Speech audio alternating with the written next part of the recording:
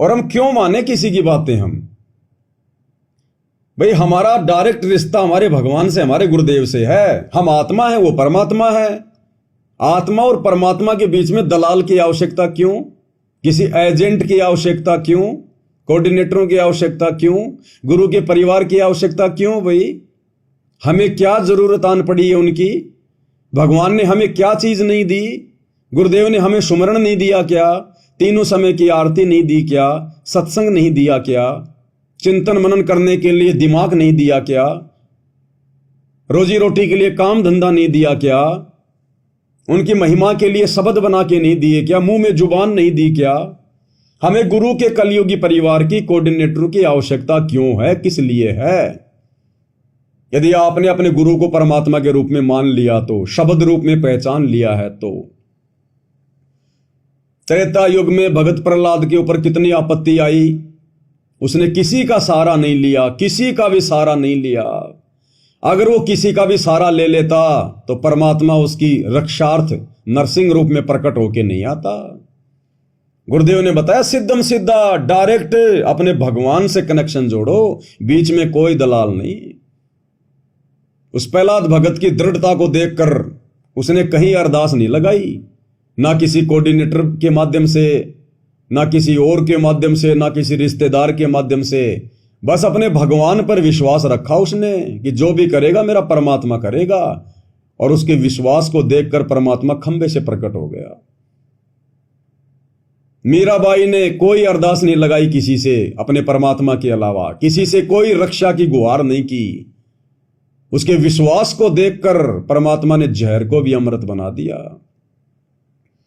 महाभारत के युद्ध के दौरान वो टटेरी पक्षी जिसने अंडे दे दिए थे मैदान में, और उसी समय वो युद्ध छिड़ गया, अपने अंडों की रक्षा के लिए उसने अपनी आत्मा से अपने परमात्मा को पुकारा।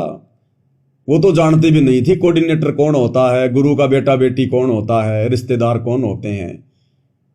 वो आत्मा ने पुकार करी, उसको तो पता भी नहीं था भगवान कौन है। उसने आत्मा से पुकार की अपने परमात्मा को, और परमात्मा ने इंद्र के हाथी का घंटा 88,000 मण का तोड़कर और अंडों के ऊपर डाल दिया।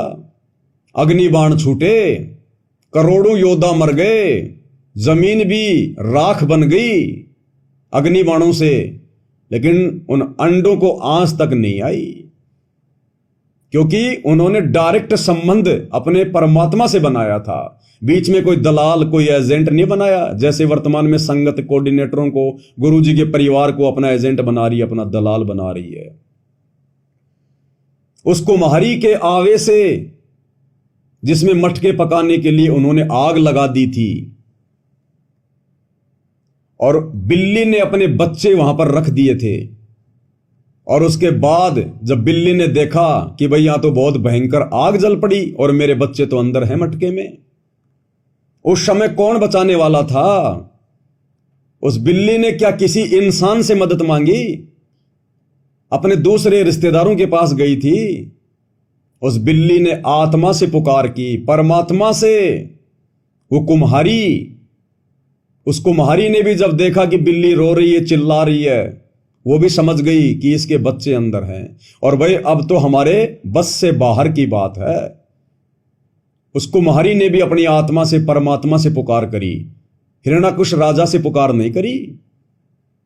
उस समय हिरण्याकुश कहा करता था, मैं भगवान हूं, मैं परमात्मा हूं, मैं जो चाहूं सो कर दूं।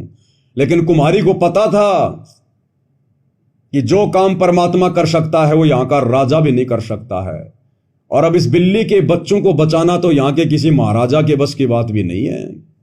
अब तो परमात्मा ही कुछ कर सकता है। उस कुम्हारी ने भी परमात्मा से अरदास की। वो विष्णु को अपना भगवान मानती थी, और उनके विश्वास को देखकर परमात्मा ने बिल्ली के बच्चों की रक्षा की। उस भयंकर आग में सारे मटके पक गए, लेकिन एक मटका वैसा का वैसा रहा, कच्चा का कच्चा।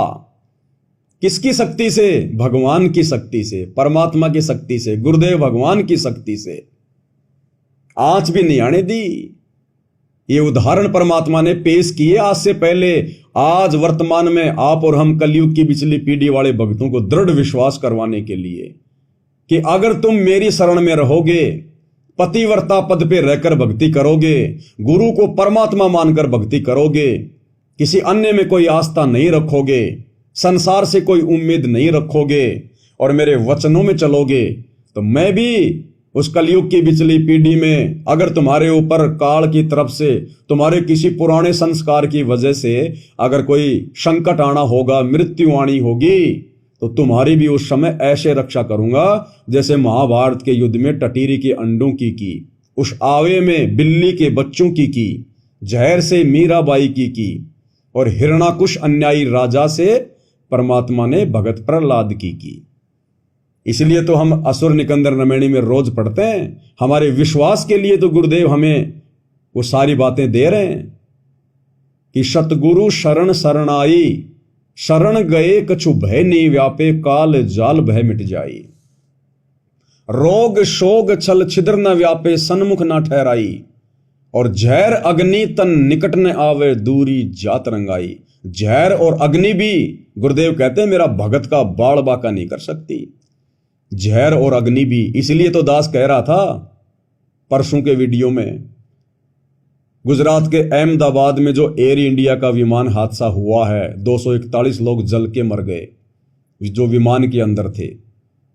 अगर उस विमान में एक भी सच्चा भगत सतगुरु रामपाल जी का होता तो वो भगत तो बचता ही बचता, उसका तो कोई बाल बाका होना ही नहीं था, क्योंकि भगवान का वचन है कि जो मेरी मर्यादाओं में रहकर भक्ति मार्ग पर चलेगा तो जहर अग्नि तन निकट नहीं आवे।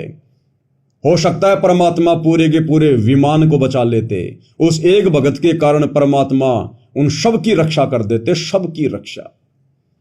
इसलिए भक्ति जरूरी है, सतगुरु की भक्ति जरूरी है, शास्त्र अनुकूल भक्ति जरूरी है। भक्ति तो वो सारे ना कर रहे थे।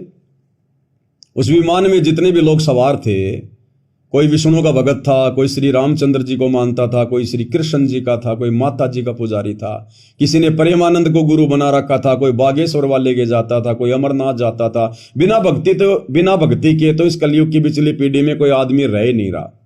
1% कोई निर्भागी होंगे, अन्यथा बिना भक्ति के तो कोई आत्मा इस समय रह नहीं सकती, क्योंकि यह भक्ति युग है। लेकिन किसी की रक्षा नहीं हुई, क्योंकि उनके पास में सत भक्ति नहीं है। सच्चे गुरु की, समर्थ सतगुरु की उनको शरण प्राप्त नहीं है।